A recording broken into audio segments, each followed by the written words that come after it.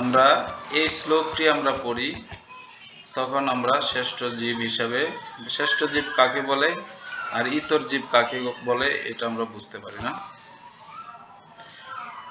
আহার নিদ্রা বয়মৈথুনঞ্চ সামান্য মেদৎ পশুবীর্ণরানম ধর্ম হি তেষামধিকো বিশেষ ধর্মে নহিনা পশুভি সমানা। তো এই আহার নিদ্রা বই মৈথুনত্ব পশু, মানুষ ও পশুর সাধারণ বৈশিষ্ট্য। মানুষ যখন পরম তত্ত্ব সম্বন্ধে জানতে উদ্যোগী হয় তখনই পশুদের সঙ্গে তাদের পার্থক্য সূচিত হয়, অন্যথায় তারা পশুদের সমতুল্য। তাহলে এখানেই বলছে যে চারটা জিনিস থেকে যখন আমরা বের হয়ে উপরের দিকে যাব তখন আমরা পশুদের থেকে আলাদা হব। ঠিক আছে?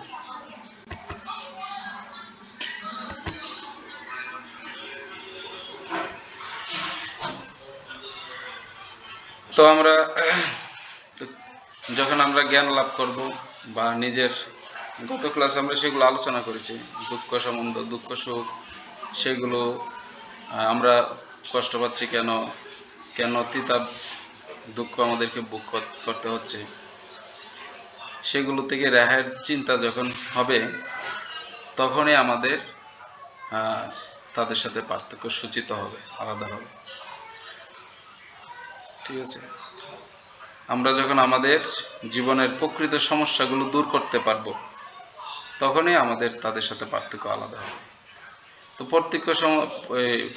প্রকৃত সমস্যাটা কি? এখন আমরা সাধারণ অবস্থায় জানি আমাদের সমস্যা হচ্ছে ওই অন্ন, বস্ত্র, শিক্ষা, চিকিৎসা, বাসস্থান, এগুলো আমাদের সমস্যা। এগুলো যদি হয়ে যায় আমাদের আর কিছুর প্রয়োজন নেই। ঠিক আছে? আমরা এরকম মনে করতে পারি, কিন্তু এগুলো আমাদের প্রকৃত সমস্যা না। এগুলো পেট দিয়েছে ভগবান, আহারটাও দেবে। ঠিক আছে? হয়ে যাবে। এত বড় হাতি সেও কিন্তু খাবার খাচ্ছে, খাবারের অভাব মরে যাচ্ছে না। ঠিক আছে? তো আমাদের প্রকৃত সমস্যা হচ্ছে জন্ম, মৃত্যু, জরাবাদি। হ্যাঁ, কেউ জন্মের কষ্ট সহ্য করতে চায় না, কেউ মৃত্যুর কষ্ট সহ্য করতে চায় না। এগুলো আমরা চতুর্থ পর্বে গিয়ে বিস্তারিত আলোচনা করব এবং পঞ্চম পর্বে গিয়ে। তো এই দুঃখ দুর্দশা থেকে আমরা কিভাবে মুক্তি পেতে পারি সেটা সম্বন্ধে যখন জানব এবং আমাদের জীবনের যে প্রকৃত গন্তব্যস্থান, কোথা থেকে এসেছি, মৃত্যুর পরে কোথায় যাব, হ্যাঁ, সেগুলো সম্বন্ধে যখন আমরা জানব তখনই প্রকৃত জানার বিষয়টা আমাদের সামনে এসে উপস্থিত হবে। তো আমরা জানবো, এগুলো আমরা গত ক্লাস আলোচনা করছি, এই জন্য একটু টাচ করে যাচ্ছি। এই জানার জন্য আমরা তিনটি মাধ্যম নিয়েছি না, তিনটি পন্থা, জ্ঞান লাভের তিনটি পন্থা। প্রত্যক্ষ প্রমাণ। প্রত্যক্ষ প্রমাণ মানে, প্রত্যক্ষ প্রমাণে কি হবে, আমাদের যে এই পাঁচটি জ্ঞানেন্দ্রিয় আছে, হ্যাঁ, সেগুলো ব্যবহার হবে প্রত্যক্ষ প্রমাণে। পাঁচটি জ্ঞানেন্দ্রিয় মানে চোখ, ত্বক, তারপর জিভ, নাক, কর্ণ, হ্যাঁ, এগুলোকে বলা হয় পাঁচটি জ্ঞানেন্দ্রিয়। তো এইগুলো দিয়ে যখন আমরা কোনো কিছুকে জানতে চেষ্টা করবো, হয়তো চোখ দিয়ে দেখে, মুখ দিয়ে টেস্ট করে বা কান দিয়ে শুনে যখন কোনো কিছুকে জানার চেষ্টা করব, সেটাকে বলা হয় কি? প্রত্যক্ষ প্রমাণ। ঠিক আছে? এবং অনুমান প্রমাণ হচ্ছে প্রত্যক্ষ নিদর্শনের ভিত্তিতে তৈরি সিদ্ধান্ত, মতবাদ, মানে অনুমান। অনুমান প্রমাণে আমাদের তিনটি জিনিস ব্যবহার করা হবে, সেটি কি? মন, বুদ্ধি এবং অহংকার। অহংকারকে করা হয় না, মন এবং বুদ্ধিটাকেই বিশেষ করে লাগানো হয় অনুমান প্রমাণে। কারণ আমি যদি কোনো কিছু অনুমান করতে চাই তাহলে আমাকে কি দিয়ে অনুমান করতে হবে? মন দিয়ে এবং বুদ্ধি দিয়ে অনুমান করতে হবে। ঠিক আছে। তো অনুমান প্রমাণে এই দুটি জিনিস ব্যবহার করা হয়, মন এবং বুদ্ধি। আর শব্দ প্রমাণ মানে কোনো প্রামাণিক কর্তৃপক্ষের নিকট থেকে শ্রবণ করা। ঠিক আছে, এই হচ্ছে তিনটা জিনিস, তিনটা মাধ্যম। এই তিনটা মাধ্যমে আমরা জানার চেষ্টা করব যে প্রকৃত জ্ঞান কিভাবে লাভ করা যায়, কিভাবে ভগবানকে জানা যায়, জীবনের দুঃখ দুর্দশা থেকে মুক্ত হওয়া যায়। এই তিনটি ভিত্তির মাধ্যমে আমরা জানব। তো প্রথম হচ্ছে কি প্রত্যক্ষ প্রমাণ। প্রত্যক্ষ প্রমাণ আমরা সেদিন কিছুটা আলোচনা করেছি, তাও আজকে একটু বলছি যে আমাদের চোখ দিয়ে আমাদের চোখ অনেক সময় আমাদেরকে কি ভুল ইনফরমেশন দেয়। ঠিক আছে, যেমন খোলা আকাশের নিচে গিয়ে তাকালে মনে হয় যে আকাশটা মনে হয় ওই দিগন্ত। দিগন্ত বলে একটা কথা আছে যে আকাশটা মনে হয় মাটির সাথে গিয়ে লেগে গিয়েছে। বা ট্রেন লাইনের উপর দাঁড়ালে মনে হয় ট্রেন লাইন দুটোটা গিয়ে একসাথে জমা হয়ে গেছে, মানে একসাথে লেগে গিয়েছে দুটোটা লাইন, এরকম মনে হয়। ঠিক আছে, বা এই পৃথিবী থেকে সূর্যটাকে একদম ছোট্ট একটা থালার মতো দেখা যায়। সূর্যটাকে ছোট্ট একটা থালার মতো, এটা এত বিশাল, অনেকগুলো পৃথিবী এটার মধ্যে ঢুকে যাবে, এত বিশাল। বা আপনারা দেখবেন যে ভূমিতে মরীচিকা থাকে। মরীচিকা মানে যখন সূর্যের আলোগুলো যখন ওই কিসের মধ্যে, বালির মধ্যে পড়ে, মরুভূমির বালির মধ্যে, তখন সেই বালিগুলো চিকচিক করতে থাকে। তো দূর থেকে মনে হয় এগুলো, এখানে মনে কি আছে, পানি আছে। তো মানে পানি খেতে যাচ্ছে কেউ, ওই পানি কোথায়, যত যাচ্ছে মনে হচ্ছে একটু দূরে গিয়ে পানি পাবে, ওই রকম ঘুরে ঘুরে ওই ঠিক আবার ঘরে এসে পানি খেতে হচ্ছে। ভূমিতে কোথাও পানি নেই। ওইভাবে আমাদেরকে ভুল ইনফরমেশন দেয় আমাদের ইন্দ্রিয়গুলো। তো এর মধ্যে আবার রয়েছে কি, এর মধ্যে আমাদের ইন্দ্রিয়গুলো হচ্ছে কি ত্রুটিপূর্ণ। এর মধ্যে আমাদের ইন্দ্রিয়গুলো ত্রুটিপূর্ণ, চারটি ত্রুটি রয়েছে আমাদের ইন্দ্রিয়গুলোতে। সেগুলি কি? সেগুলি হচ্ছে করণাপাটক 1, 2 হচ্ছে প্রমাদ, 3 হচ্ছে ভ্রম, 4 হচ্ছে বিপলিপ্সা। তো করণাপাটক মানে 1 নম্বর করণাপাটক মানে হচ্ছে ত্রুটিপূর্ণ ইন্দ্রিয়জাত সীমাবদ্ধতা। আমাদের ইন্দ্রিয়ের কি রয়েছে, একটা সীমাবদ্ধতা রয়েছে। ঠিক আছে, মানে একসাথে দেখবেন আমরা সারা পৃথিবীকে কিন্তু দেখে ফেলতে পারি না। যে কোনো একটা কি থাকে, নির্দিষ্ট একটা জায়গায় আমাদের চোখের দৃষ্টিটা দিতে হয়, বা ওই জায়গার তথ্যটাই আমরা পাই। ঠিক আছে, পুরো পৃথিবীটাকে একসাথে দেখাও যাবে না। তারপর আমাদের কান কতটুক শ্রবণ করতে পারবে সেটারও পরিমাণ আছে, যে 20 থেকে 20,000 হার্টজের কম কান শব্দ শুনতে পারে। ঠিক আছে, এর বেশি পারে না। উপরে অনেক শব্দ হচ্ছে, সেগুলো কিন্তু আমরা শুনতে পাচ্ছি না উপরে মহাকাশে। ঠিক আছে, এখানে দেখবেন এই যে এই যে 12, 13, 14, ঠিক আছে, এখানে যদি আমরা 13টার মধ্যে 13কে যদি একটু অন্যভাবে তাকাই, সেটাকে কিন্তু বি মনে হবে না, সেটাকে বি মনে হবে। বা এই যে এখানে দেখছেন যে একটা ত্রিভুজ দেখা যাচ্ছে, এখানে আসলে কোনো ত্রিভুজই নেই, সাদা একটা ত্রিভুজ দেখা যাচ্ছে, এখানে কোনো ত্রিভুজ নেই। এটা জাস্ট এমনভাবে অঙ্কন করা হয়েছে যে এটাকে এখানে ত্রিভুজ মনে হচ্ছে। ঠিক আছে, এইখানে দেখবেন আপনাদের বইয়ে আরো ক্লিয়ারলি আছে, এখানে একটা বৃদ্ধ মহিলা এবং একজন তরুণী রয়েছে। তো তাদেরকে ভালো করে যদি বইটা ঘোরান দেখবেন যে তরুণী, আর যদি আপনার সামনাসামনি ভাইলে রাখেন তাহলে দেখবেন যে একজন বৃদ্ধা। আবার এইখানে দেখা যাচ্ছে একটা পেয়ালার মতো, আবার মনে হচ্ছে মানুষের মাথা। ঠিক আছে, তো এভাবে দেখে একদম সবকিছু আমরা বুঝতে পারবো না, বা কোথাও একটা ঝগড়া হচ্ছে, ঠিক আছে, আমরা দেখছি এখানে অনেক মারামারি হচ্ছে, কিন্তু কি নিয়ে হচ্ছে সেটা কিন্তু আমরা ভালো করে উপলব্ধি করতে হলে আমাদেরকে কান দিয়ে শ্রবণ করার পরে জানতে পারবো। ঠিক আছে, তো এইভাবে আমাদের 1 নম্বর করোনা পাঠক যেটা বললাম, এভাবে আমাদের ইন্দ্রিয়গুলো কি ত্রুটিপূর্ণ, মানে ত্রুটি মানে কাপড়ের মধ্যে যে ইয়ে থাকে না, মানে ত্রুটি মানে টুটা কাপড় গ্রামে আমি দেখছি, মানে সেলাই করা মানে নষ্ট কাপড় আর কি, ভালো কাপড় না, এটার মধ্যে একটা ত্রুটি আছে, এটা অনেক কম দামে সেল করে চলে যায়। তো ত্রুটি মানে এটা আমাদের মধ্যে আছে, আমাদের ইন্দ্রিয়গুলোর মধ্যে সীমাবদ্ধতা রয়েছে।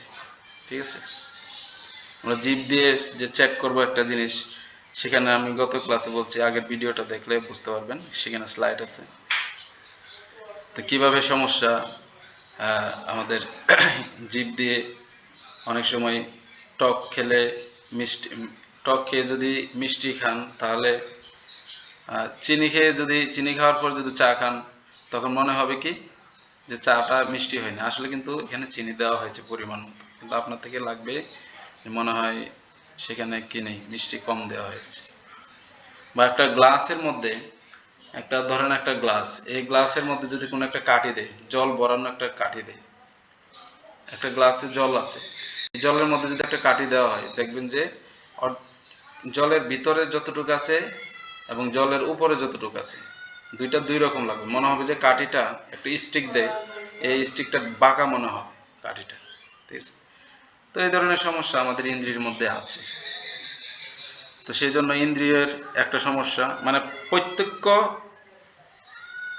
প্রমাণ, প্রত্যক্ষ যদি আমরা প্রমাণ করতে পারি, প্রমাণ করতে চাই, তাহলে আমাদের মধ্যে কি কি সমস্যা আছে, সেই সমস্যাগুলো থাকার পরে যদি আমরা থাকার পরেও যদি পারি প্রত্যক্ষভাবে কোনো কিছুকে জানা বা সম্ভব হওয়া, সেটা হচ্ছে আলাদা, সেটা হচ্ছে পরের বিষয়। বুঝতে হবে যে আমাদের এই অবস্থার মধ্যে আমরা কি প্রত্যক্ষভাবে কোনো কিছুকে জানতে পারবো কিনা, সেজন্য আমাদের এই সমস্যাগুলোকে তুলে ধরা হচ্ছে। ঠিক আছে, তো তো করোনা পাঠক হচ্ছে ইন্দ্রিয়জাত সীমাবদ্ধতা। তারপর হচ্ছে কি, দ্বিতীয় হচ্ছে প্রমাদ, মানে মোহগ্রস্ত হওয়ার প্রবণতা। ঠিক আছে, তো এই মোহগ্রস্ত হওয়ার প্রবণতা মানে মোহগ্রস্ত হওয়া, তো সেটা কিন্তু আসলে এই চারটা জিনিস কিন্তু শুধু আমাদের জীবদের মধ্যে না, সেগুলো দেবতাদের মধ্যেও কিন্তু রয়েছে। ঠিক আছে, অনেক সময় অনেক দেবতারাও মোহগ্রস্ত হয়ে যায়। ঠিক আছে, যেমন ব্রহ্মাজি, তিনি সমতা সরস্বতীকে সৃষ্টি করেছেন, সৃষ্টি করে কিন্তু ওনার প্রতি উনি মোহগ্রস্ত হয়ে গেছে। ঠিক আছে, ওনার প্রতি মোহগ্রস্ত হয়ে উনি ওনার সাথে সম্পর্ক করেছে, কিন্তু উনি হচ্ছে ওনার মেয়ে। ঠিক আছে, তারপর 3 হচ্ছে ভুল করার প্রবণতা। তো আমরা ভুল করি কিনা? হরে কৃষ্ণ, আপনাদের ক্যামেরাগুলো অন রাখবেন। ঠিক আছে, কারণ আমি কাউকে দেখলে তখন আমার এটা শেয়ার করতে ইচ্ছা হবে, কিন্তু ক্যামেরা অফ থাকলে তো ভালো লাগবে না। ঠিক আছে, ক্যামেরাটা অন রাখবেন, মাউথটা অফ রাখবেন, কিছু যদি বলেন মাউথটা অন করে তারপরে বলবেন। ঠিক আছে, তো আমরা আমাদের মধ্যে ভুল করার প্রবণতা আছে, আমরাও ভুল করি, দেবতারাও অনেক সময় ভুল করে। হ্যাঁ, ভগবান শিবও ভুল করেছে। ওই বর্ষা অসুরে কি করছে, বর্জ্য অসুর অনেক দিন ধরে এসে তপস্যা করতেছে ভগবান শিবের, তো প্রায় 1000 বছর মনে তপস্যা করছে এই বর্ষা অসুর। হ্যাঁ, তো সে যখন তপস্যা করেছেন, তখন শিবজি এসে সন্তুষ্ট হয়ে তার কাছে তাকে বর দিচ্ছেন। তখন বর্ষা অসুর বর চাচ্ছে, কি বর, যে আমি যার মাথায় হাত রাখবো, সে তার মাথায় স্পর্শ করার সাথে সাথে সে যেন কি হয়ে যায়, বর্ষা হয়ে যায়। ঠিক আছে, তো শিবজিও কি করছে, ভুল করে থাকে এরকম আশীর্বাদ করে দিয়েছে, বর দিয়েছে। হ্যাঁ, বর দেওয়ার পর এখন বর্ষাসুর তো চালাক, সে কি করছে, বলতেছে শিব তো আমার থেকে শ্রেষ্ঠ, তার অহংকার চলে আসছে যে শিব তো আমার থেকে শ্রেষ্ঠ, তাহলে শিবকে যদি ধ্বংস করে দেই তাহলে আমি শ্রেষ্ঠ শ্রেষ্ঠ হয়ে যাব। তখন সে চালাকি করে বলছে, আচ্ছা আহ, ভগবান শিব, আমি যে আপনি যে আমাকে এই আশীর্বাদটা করছেন, আমি আপনার মাথায় হাত রাখবো, যদি আপনি বর্ষ হন তখন আমি বুঝতে পারবো যে আপনার দেওয়া যে মন্ত্রটা সেটা কাজ করেছে। ঠিক আছে, তখন কি করছে, শিবের মাথায় হাত রাখবে আর শিব দৌড়ে পালিয়ে গেছে। তো পালাতে পালাতে কোথাও পালাতে পারছে না। তারপর নারায়ণের শরণাগত হয়।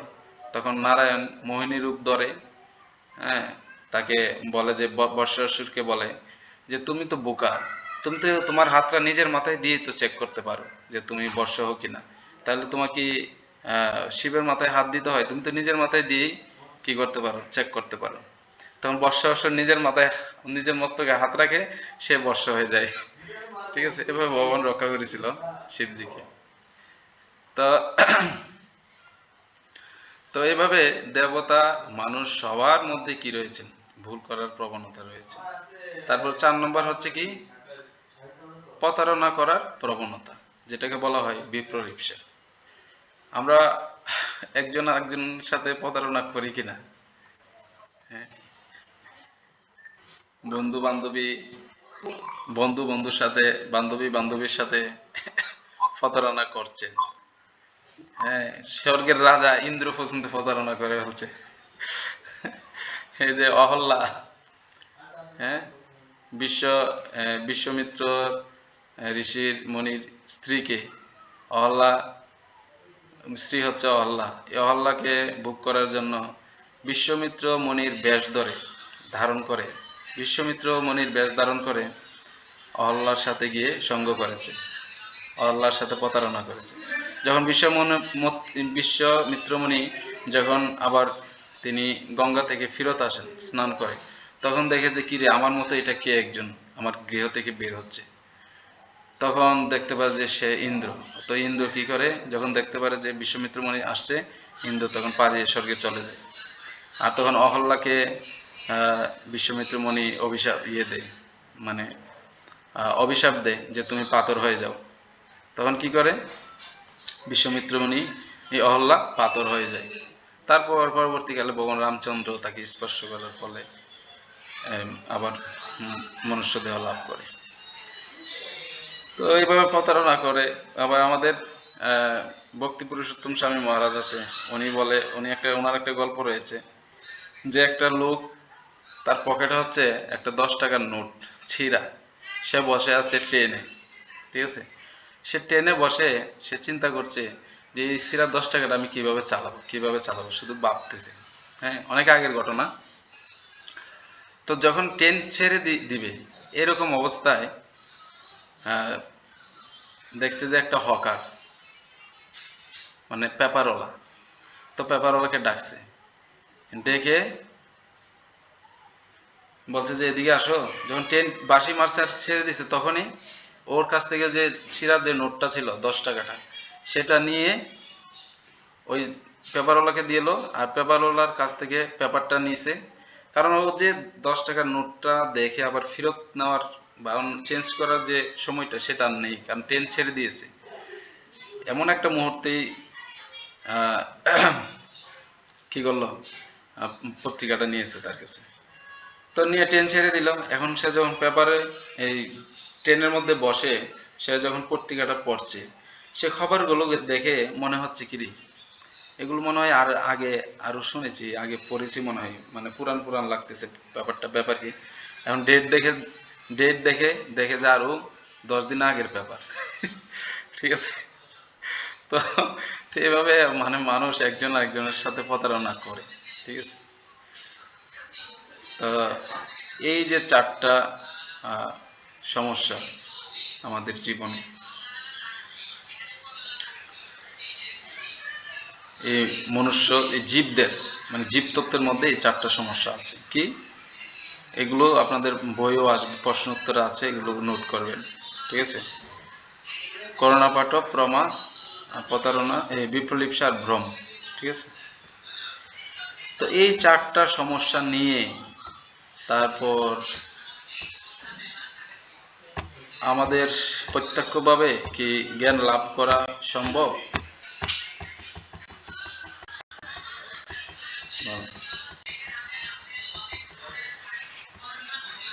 এই চারটা নিয়ে আমাদের সম্ভব নয়। এই চারটা সমস্যা, আরো বিভিন্ন সমস্যা রয়েছে। সেই সমস্যাগুলো নিয়ে কি প্রত্যক্ষভাবে সরাসরিভাবে আমরা কোনো কিছুতে জানলে সেটা সঠিক তথ্য আসবে? আসবে না। কিন্তু আমরা যে চারটা সমস্যার কথা বলছি সেগুলো কিন্তু ভগবানের মধ্যে নাই। এই চারটা সমস্যা ভগবানের মধ্যে নাই। আচ্ছা, সেটা আমরা পরে জানবো। তো প্রত্যক্ষ প্রমাণটা এখানে কি ক্যান্সেল। তাহলে এখানে জানবো অনুমান প্রমাণ। অনুমান প্রমাণ থেকে আমরা দেখব আমরা আসলে জানতে পারি কিনা। এখন কি অনুমান করে জানা যায় আসলে? ধরেন আমি এখানে বসে আছি, যারা ক্যামেরা অফ করে রাখছে তারা কি ক্যামেরা অফ করে এখানে আছে, ক্লাসের সামনে ক্লাস শুনতেছে নাকি কোথাও চলে গেছে, সেটা আমি অনুমান করে বলতে পারবো? হয়তো একটা বলতে পারি, কিন্তু এটা শিওর হতেও পারে, নাও হতে পারে। ঠিক আছে? বা আমার চোখটা বন্ধ, ঠিক আছে, এমন অবস্থায় আমার চোখ বন্ধ, এমন অবস্থায় আমার নাকে বেলি ফুলের ঘ্রাণ লাগতেছে। তখন কোনো একটা লোক আমার সামনে দিয়ে হেঁটে যাচ্ছে, ঠিক আছে, তো আমার মনে হচ্ছে কি সে এখন মনে আমার সামনে দিয়ে কেউ বেলি ফুল নিয়ে হেঁটে যাচ্ছে। কিন্তু যখন তাকাইলাম, তাকানোর পরে হ্যাঁ দেখতেছি যে কেউ একজন পারফিউম বেলি ফুলের পারফিউম মেখে আমার সামনে দিয়ে যাচ্ছে। তো আমি অনুমান করলাম কি যে ফুল নিয়ে যাচ্ছে, কিন্তু এখন তাকাই দেখি যে পারফিউম নিয়ে যাচ্ছে। আর একটা সুন্দর একটা গল্প আছে অনুমান অনুমান অনুমান প্রমাণে, যে একজন দর্জি, একজন লোক রাস্তা দিয়ে হেঁটে যাচ্ছে, ঠিক আছে, একজন লোক রাস্তা দিয়ে হেঁটে যাচ্ছে, তখন একটা দর্জির দোকান থেকে, মানে টেলার্সের দোকান থেকে একটা শব্দ আসছে। কি শব্দ? যে হাত কাটো, পা কাটো, গলা কাটো। সেই লোকটা শুনে অনুমান করতেছে, ও এখানে তো খুন হচ্ছে, এখনই থানায় যেতে হবে। সে কি করেছে, থানায় গিয়ে পুলিশ টুলিশ নিয়ে এসে দরজা ভেঙে ভিতরে ঢুকছে। ভিতরে ঢুকে দেখে যে একটা দর্জি তার শার্গিতকে কাজ শেখাচ্ছে, যে হাত কাটানো, প্যান্ট শার্টের সেলাই, প্যান্ট শার্ট কাটাচ্ছে। তো সে অনুমান করছে কি, আর হয়েছে কি, বা একটা হাতি, ঠিক আছে, একটা হাতি তার 6 জন অন্ধ, ঠিক আছে, এটা একটা 1-2 বইও আগে ছিল, এখন আছে কিনা জানি না, 3 না 2 এর বই ছিল। একটা হাতিকে রিচার্জ করার জন্য 6 জন অন্ধকে পাঠাইছে, ঠিক আছে। তো একজন হাতির লেজ ধরেছে, একটা অন্ধ লেজ ধরে বলতেছে, ও এটা তো একটা মোটা একটা রশি, ঠিক আছে। একটা অন্ধ হাতির মানে পেটের মধ্যে হাত হচ্ছে, বলতেছে এটা তো বিশাল একটা ওয়াল। হ্যাঁ, একটা হাতি এই হাতির পায়ের মধ্যে ধরে, একটা অন্ধ হাতির পায়ের মধ্যে ধরেছে, বলতেছে কি যে এটা তো একটা বিশাল মোটা একটা গাছ, ঠিক আছে। তো ওইভাবে আসলে মূল কথা হচ্ছে ওইভাবে অনুমান করে আমরা প্রকৃত তথ্য উপলব্ধি জানতে পারবো না।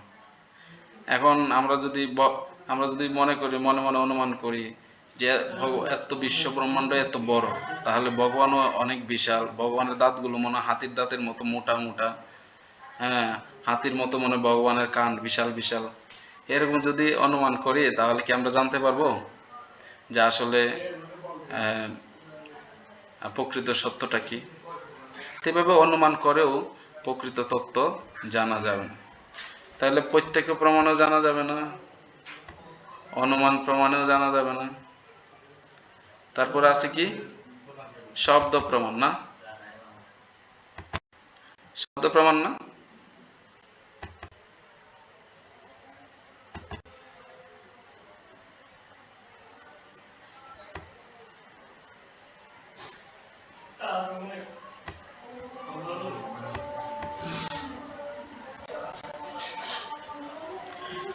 তারপরে আছে এই শব্দ প্রমাণ। তো শব্দ প্রমাণটা হচ্ছে কি, কোনো প্রামাণিক কর্তৃপক্ষের নিকট থেকে শ্রবণ করা। ধরেন কেউ কি ধরেন কোনো একটা জায়গায়, যেমন এখানে একটা ঝর্ণা আছে, খয়াচড়া ঝর্ণা, ঠিক আছে? এই ঝর্ণাতে, এই ঝর্ণাটা সম্বন্ধে আপনি জানতে চাচ্ছেন, তাহলে কিভাবে জানবেন? সেখানে আপনি যান নাই। তো এমন একজন ব্যক্তি সেখানে গিয়েছে, ঝর্ণা সম্বন্ধে খুব রিসার্চ করেছে, করে দেখে শুনে এসে আপনার কাছে এসে বলবে। ও যে এসে বলবে, সে কি কি আকারে বলবে? তার মুখ থেকে যে ওয়ার্ডগুলো বের হবে, এটা কি আকারে বের হবে? শব্দ আকারে বের হবে, ঠিক আছে? শুধু ওই দরজায় ধুম করে মারলাম বা আকাশে অনেক শব্দ হচ্ছে, গাড়িতে অনেক হর্ন হচ্ছে, এগুলো শব্দ না। আমাদের মুখ দিয়ে যেগুলো বের হচ্ছে ওয়ার্ডগুলো, সেগুলোও শব্দ। তো উনি যে তথ্যটা দিবে সেটা শব্দ আকারে দিবে, ঠিক আছে? এবং তিনি হচ্ছে প্রামাণিক ব্যক্তি, তিনি যেটা শব্দ আকারে প্রদান করবেন সেটা হচ্ছে পারফেক্ট, ঠিক আছে? তো ঠিক তেমনি ব্রহ্মাও ভগবত ধামে গিয়েছে, গিয়ে সেখানে ভগবান সম্বন্ধে জেনেছে, ভগবানের কাছ থেকে শ্রবণ করেছে, করে এসে আমাদের এই বৈদিক শাস্ত্রগুলো বলেছে, ঠিক আছে?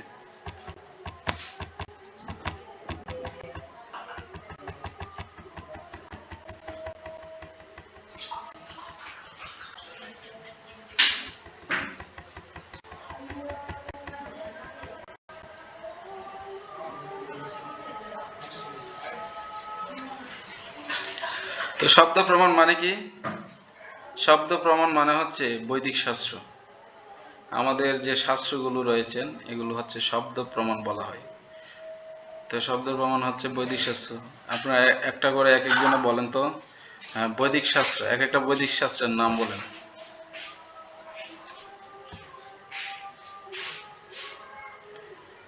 হরে কৃষ্ণ, একজন একজন করে বলতে পারেন। আমাদের কি কি বৈদিক শাস্ত্র রয়েছে?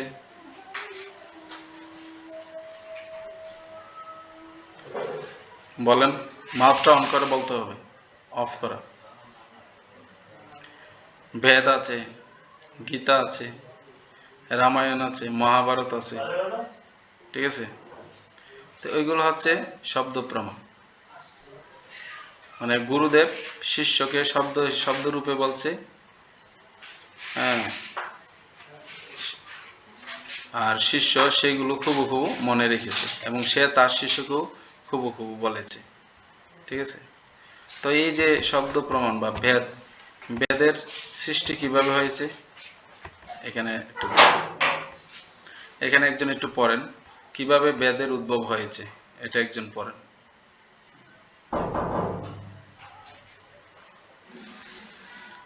হরে কৃষ্ণ, শোনা যাচ্ছে না, মাউথটা অন করে বলেন।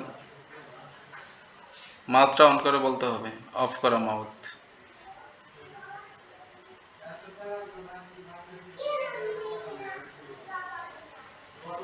হরে কৃষ্ণ, মাউথটা অন করে বলেন।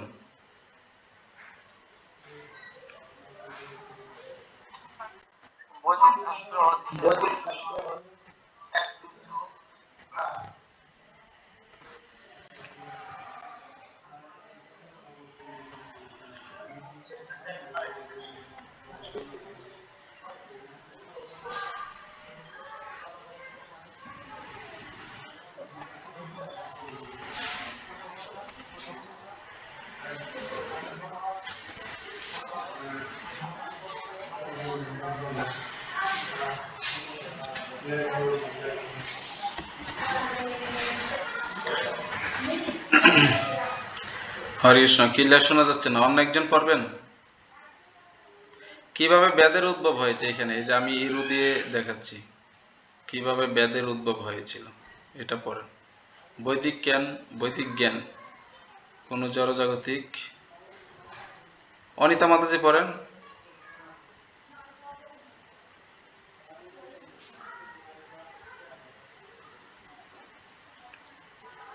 অনিতা মাতাজি মাউথটা অন করেন।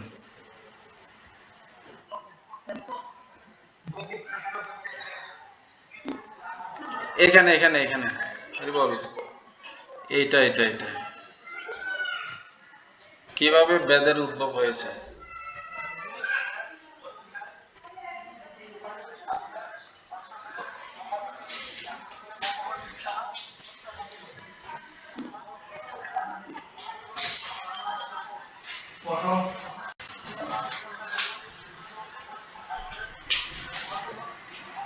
ঠিক আছে, হরে কৃষ্ণ।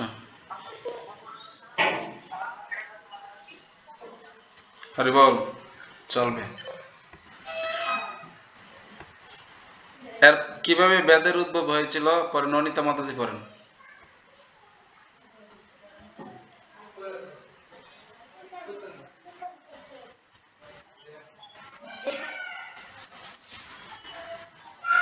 মানে বেদটা কিভাবে আসছে সেটা আমরা জানতে পারবো। বলো।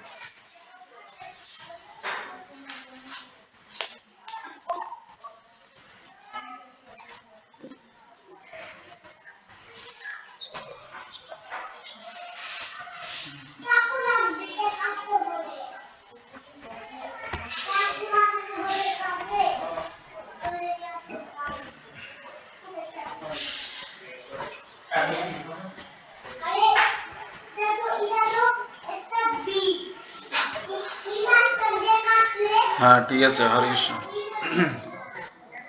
ঠিক আছে, হরি বল। ঋষভ, তুমি ঘরে যাও, এখানে আসো, নিয়ে যাও। তো এই বেদ আসছে কার কাছ থেকে? স্বয়ং পরমেশ্বর ভগবান থেকে। ঠিক আছে, স্বয়ং পরমেশ্বর ভগবান থেকে বেদ আসছে। সেজন্য বেদের আর এক নাম কি? অপুরুষেয়। অপুরুষেয় মানে মানে কোনো পুরুষ থেকে আসে নাই। ভগবান তো কোনো নারীও না, কোনো পুরুষও না, সেজন্য ওকে বলা হয় অপুরুষেয়, ভগবানকে বলা হয়। ঠিক আছে, তো ভগবান থেকে যেহেতু আসছে সেজন্য তাকে বলা হয় অপুরুষেয়। তো এই যে বেদ, রামায়ণ, মহাভারত, হ্যাঁ, পুরাণ, এগুলো কি ছিল না? আহ, এগুলো আগেকার দিনে শব্দ আকারে ছিল। মানে গুরুদেব শিষ্যকে বলেছেন, শিষ্য তার শিষ্যকে বলেছেন, এবং তিনি তার শিষ্যকে বলবেন। এইভাবে শ্রবণের মাধ্যমে, মানে কথার মাধ্যমে, শুধু শব্দের শব্দের মাধ্যমেই ছিল। কোনো লেখা ছিল না, কোনো বই পুস্তক ছিল না। কিন্তু আমরা এখন এগুলো দেখতেছি কি, যে গীতা একটা বই, ভাগবত একটা বই, বেদ একটা বই, এরকম আমরা দেখছি না? এরকম কিন্তু ছিল না, কোনো বই ছিল না। তো এই বই আকারে আমরা আহ, দেখতে পাচ্ছি, সেটা কেন? বই আকারে কেন দেখতে পাচ্ছি? এইবার এটা একজন পড়েন, কলিযুগের পূর্ববর্তী, এটা একজন পড়েন। এই যে আপনাদের মোবাইলে দেখা যাচ্ছে না?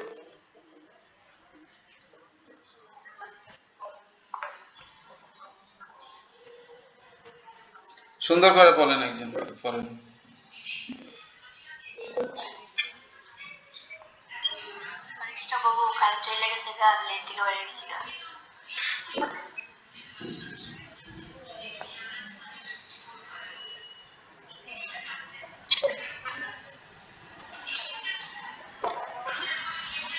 হ্যাঁ বলেন, দ্রুত।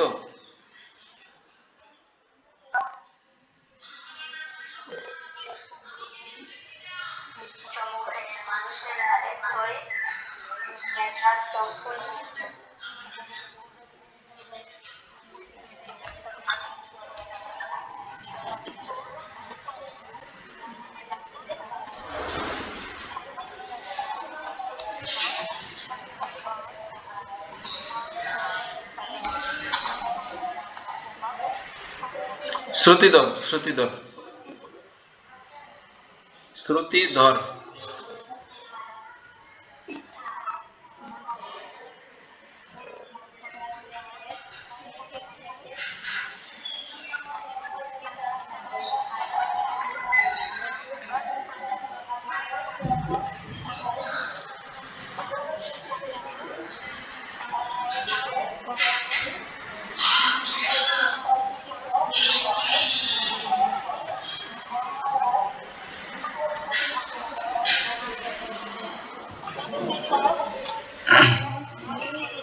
বর্গকে। হলো, ঠিক আছে।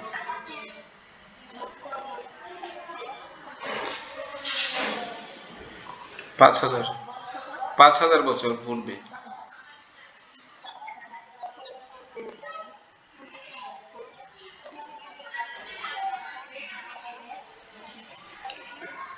অনীহাযুক্ত।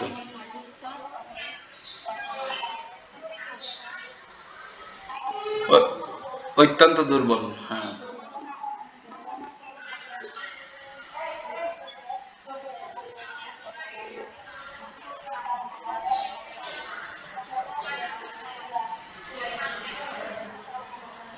সংকলন করে, লিপিবদ্ধ করেন। লিপিবদ্ধ করেন মানে লিখেছেন। তাহলে বোঝা গেছে আগের যুগে এই যে বেদ, গীতা যাই আছে আমাদের শাস্ত্র, সবগুলো শব্দ আকারে ছিল, ঠিক আছে, শব্দ আকারে ছিল। কিন্তু এই কলিযুগে যেহেতু আমরা হচ্ছে কি, আমরা হচ্ছে অলস, ক্লাসে ঢুকতে চাই না, ঠিক আছে, তারপর ক্লাসে কোনো হোমওয়ার্ক দিলে মুখস্থ করতে চায় না। জানি না, একটা শ্লোক দিয়েছি, এটা কে কে মুখস্থ করছে জানি না, এটা কিন্তু করতে হবে, ঠিক আছে, আমাদের এই অলসতা কাটিয়ে উঠতে হবে।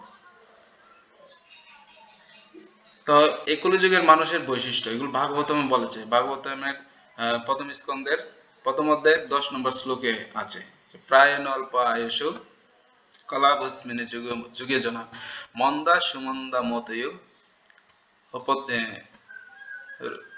রোগ উপদ্রতা।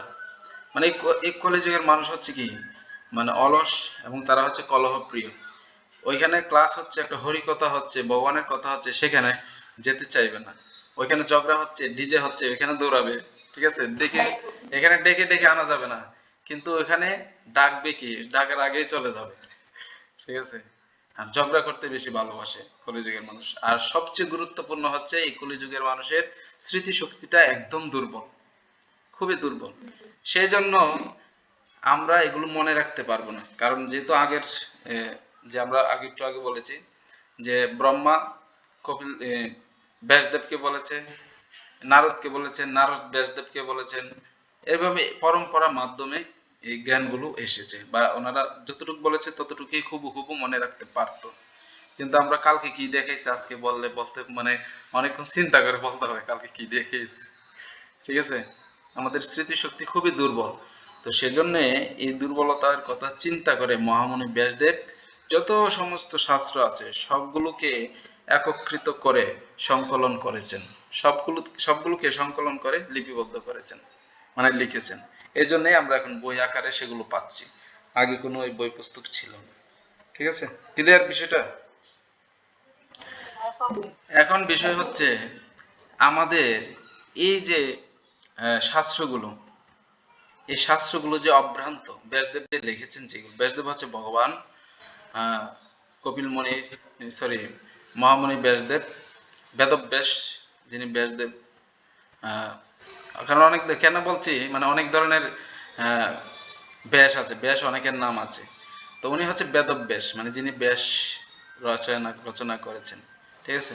কারণ অনেকে অনেক এই নামের সাথে অনেক কিছু কি থাকে, যুক্ত থাকে, ঠিক আছে। মাইন্ড করবেন না।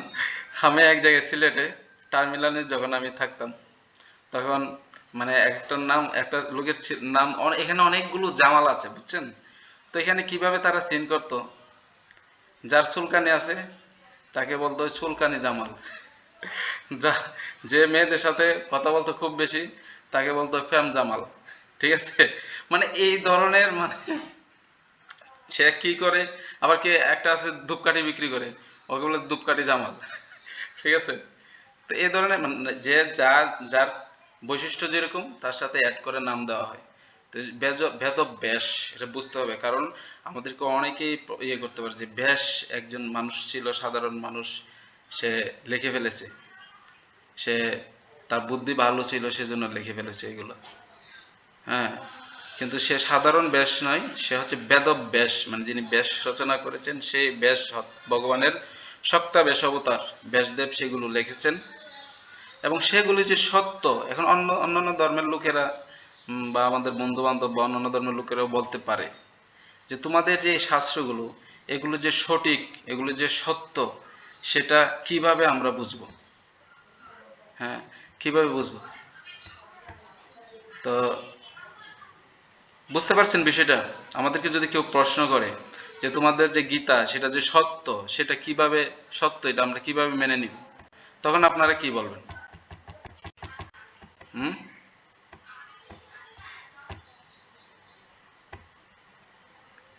হরে কৃষ্ণ।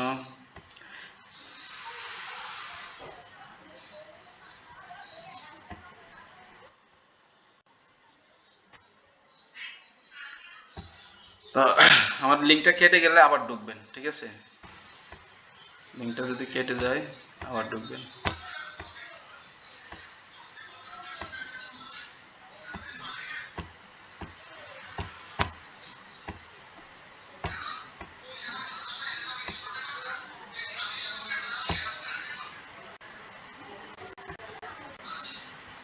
ওয়ার্নিং দিয়ে দিছে তো।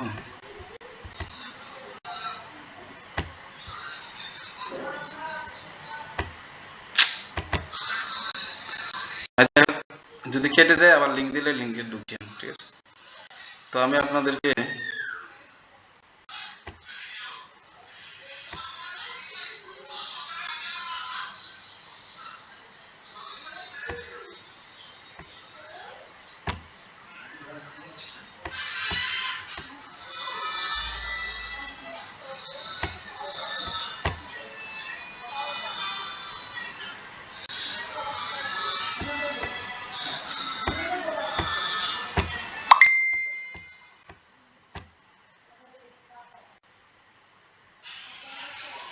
বইটা আসছে, বইটা দেখা যাচ্ছে? হরিবল,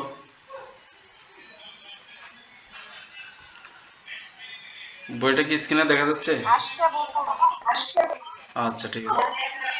আচ্ছা, তো আমি যেটাতে ছিলাম, যে অন্য কেউ যদি জিজ্ঞেস করে সেগুলো সত্য কিনা, তাহলে আমরা কিভাবে বুঝবো? সেখানে অনেকগুলো প্রমাণ দিয়েছে। যেমন ব্রহ্ম সংহিতাতে ব্রহ্মা বলেছেন, যে যারা পড়াশোনা করেন তারা জানবেন যে পরমাণু নিয়ে একটা বিষয় আছে। পরমাণু মানে একদম অণুর চেয়ে অণু, সেটা আবিষ্কার করেছেন একজন বৈজ্ঞানিক, ঠিক আছে? তার নাম হচ্ছে ডাল্টন, বই আছে আপনাদের, আবিষ্কার করেছেন। তো সে আবিষ্কার করছে 500 বছরও হয়নি, 500 বছর না, 200 বছরও হয়নি। কিন্তু সে পরমাণু, ব্রহ্ম পরমাণু সম্বন্ধে ব্রহ্ম সংহিতাতে বলা আছে, হ্যাঁ, অন্ডান্তরস্তং পরমাণু চয়া অন্তরস্তং, অর্থাৎ পরমাণুর ভিতরও ভগবান রয়েছে। এটা ব্রহ্ম সংহিতায় বলেছেন।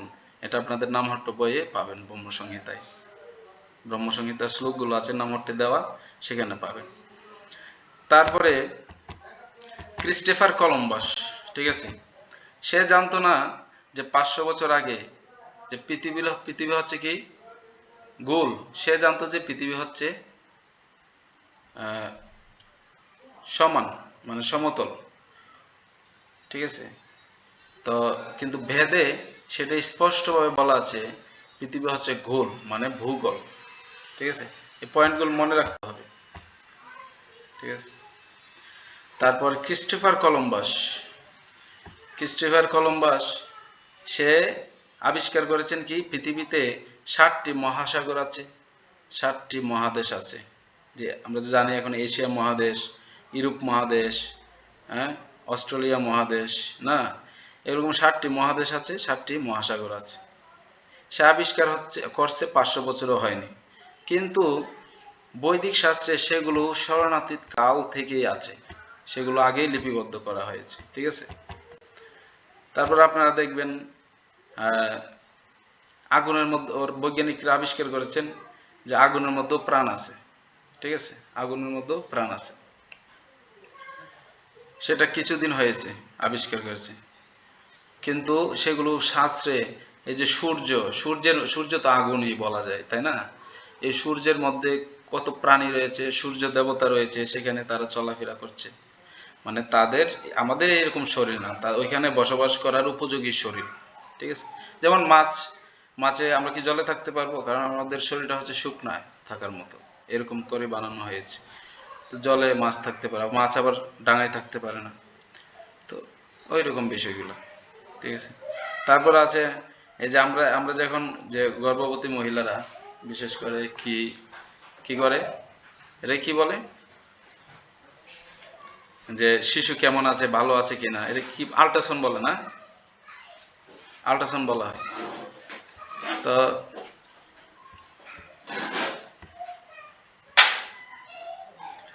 এই আল্ট্রাসাউন্ডটা আবিষ্কার করছে ডাক্তাররা কতদিন হবে, কিন্তু সেটা কিন্তু ভাগবতমে আমরা পাই যে কপিল মুনি তার মাতাকে এই এই ব্রণের কয় কয় মাসে কতটুক হবে সেটা সম্বন্ধে তিনি বলছেন, বুঝতে পারছেন? তো এগুলো আগে থেকেই আছে, ঠিক আছে। তারপর আরও কিছু আছে। এখন সমস্যা হচ্ছে আমি দেখাতে পারছি না, তো কিছু স্লাইড ছিল, আপনারা আরও সহজে বুঝতে পারতেন। তবে দেখি একটু চেক করি।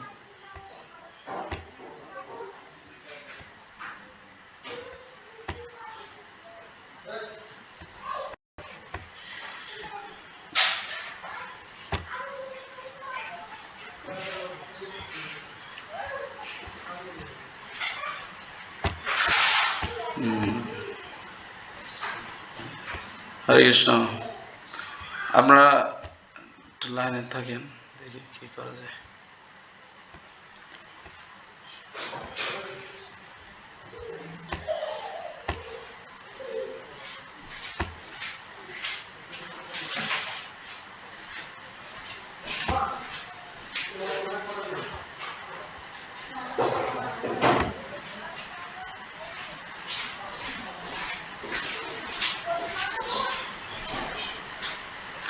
সবাই আছেন নাকি কেটে গেছে?